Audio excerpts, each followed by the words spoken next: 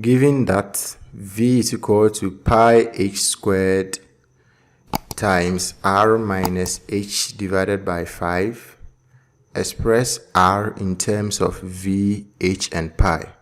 This means that we should make r the subject of this relation. The relation is v is equal to pi h squared times r minus h divided by 5.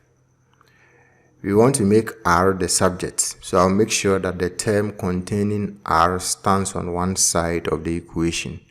And so I'll begin by dividing both sides by pi h squared.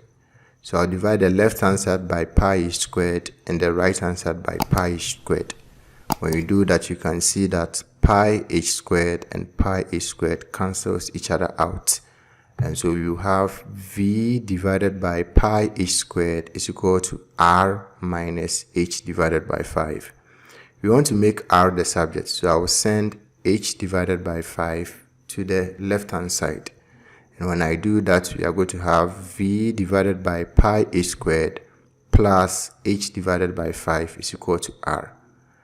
We have been able to make r the subject of the equation.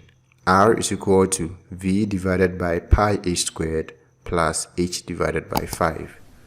When we look through the options, we can see that the correct option is option B.